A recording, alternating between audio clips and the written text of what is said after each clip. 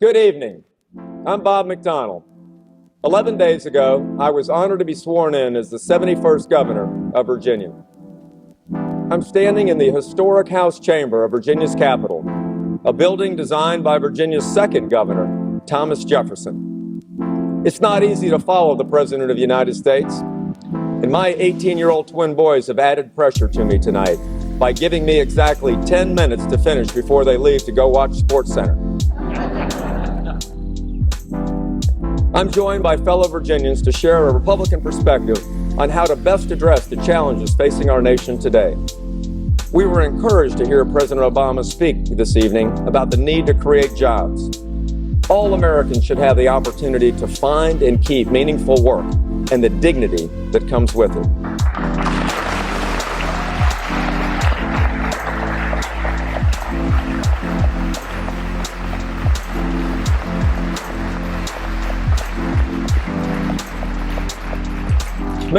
Many of us here tonight, and many of you watching, have family or friends who have lost their jobs. In fact, 1 in 10 Americans is unemployed. That is unacceptable. Here in Virginia, we face our highest unemployment rate in more than 25 years, and bringing new jobs and more opportunities to our citizens is the top priority of my administration.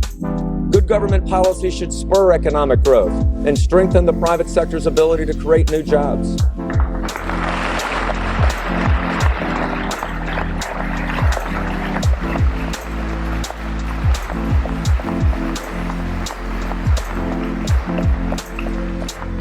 We must enact policies that promote entrepreneurship and innovation so America can better compete with the world. What government should not do is pile on more taxation, regulation, and litigation that kill jobs and hurt the middle class.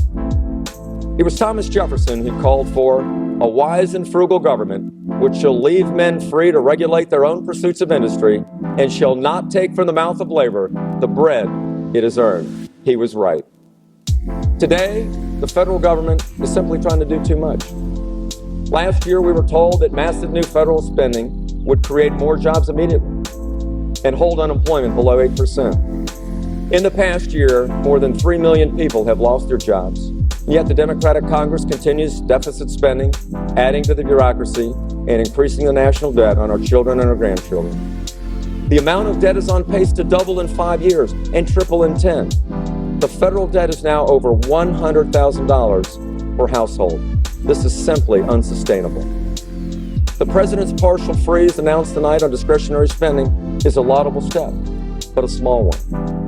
The circumstances of our time demand that we reconsider and restore the proper limited role of government at every level.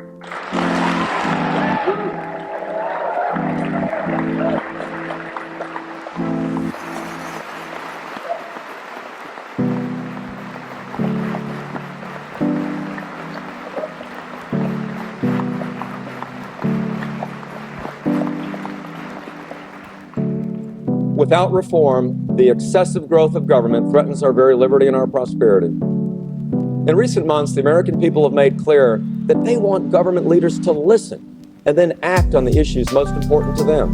We want results, not rhetoric. We want cooperation, not partisanship.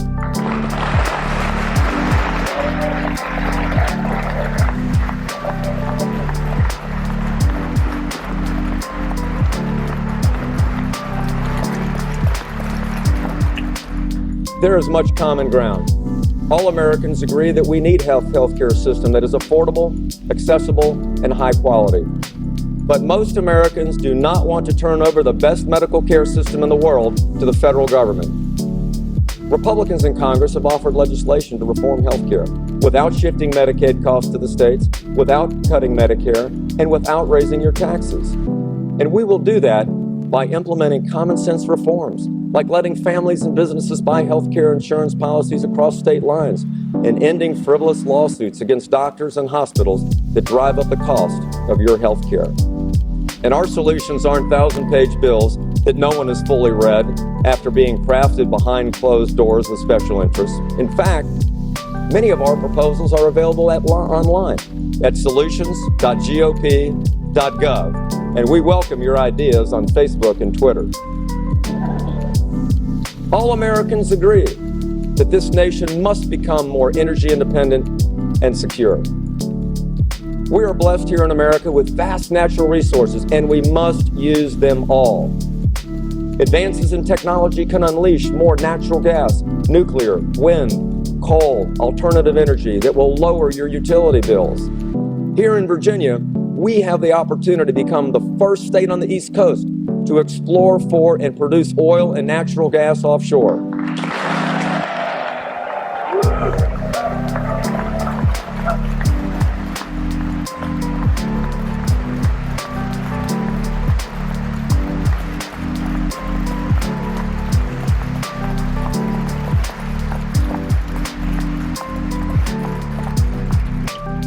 But this administration's policies are delaying offshore production, hindering nuclear energy expansion, and seeking to impose job-killing cap-and-trade energy taxes. Now is the time to adopt energy policies that create jobs and lower energy prices.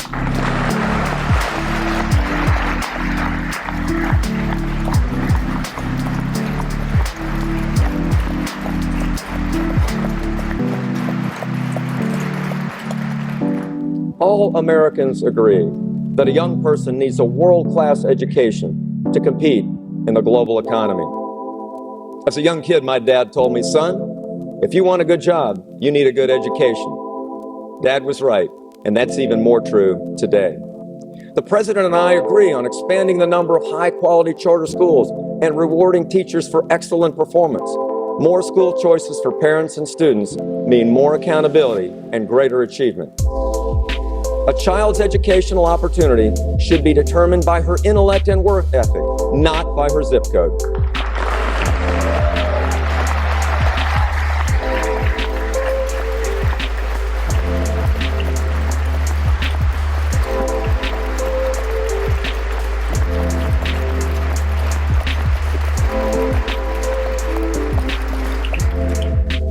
All Americans agree that we must maintain a strong national defense.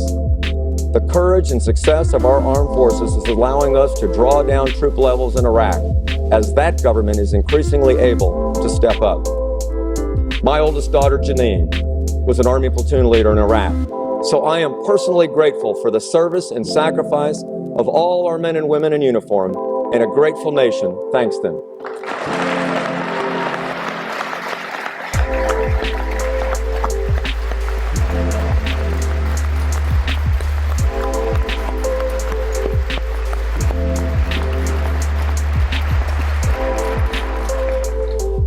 We applaud President Obama's decision to deploy 30,000 more troops to Afghanistan. We agree that victory there is imperative for national security. But we have serious concerns over the recent steps the administration has taken regarding suspected terrorists.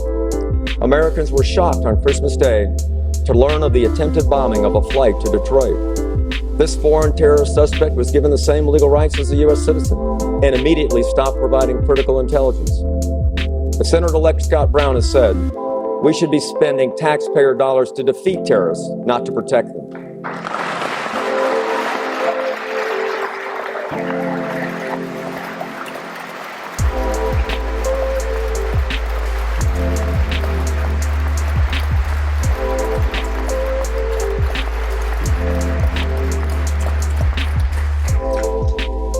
Here at home, government must help foster a society in which all our people can use their God-given talents and liberty to pursue their great American dream.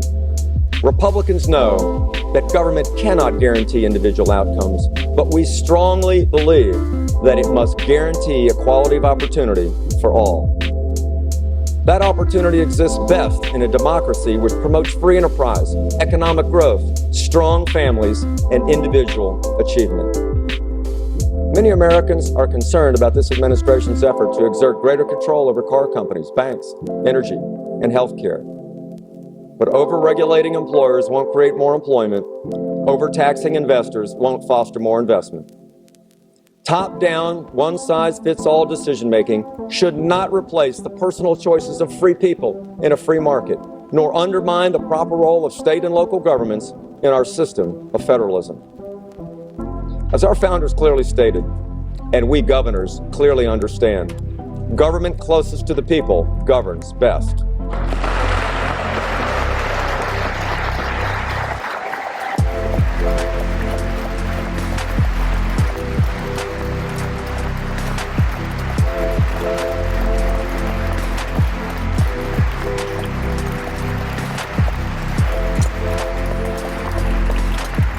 And no government program can ever replace the actions of caring Americans freely choosing to help one another.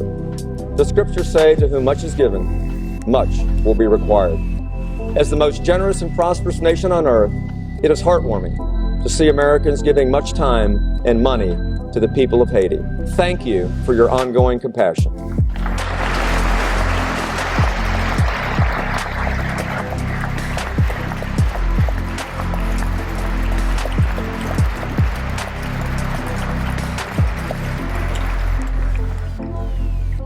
Some people say they're afraid that America is no longer the great land of promise that she has always been.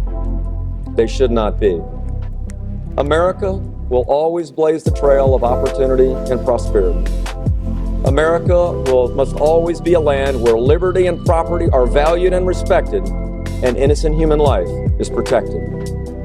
Government should have this clear goal. Where opportunity is absent, we must create it. Where opportunity is limited, we must expand it. Where opportunity is unequal, we must make it open to everyone.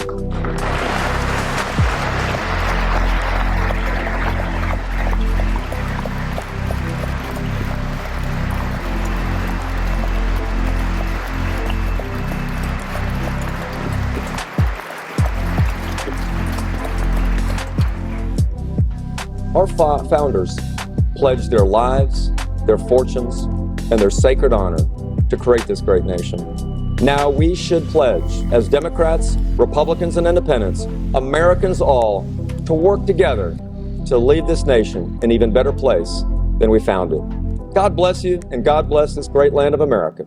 Thank you very much.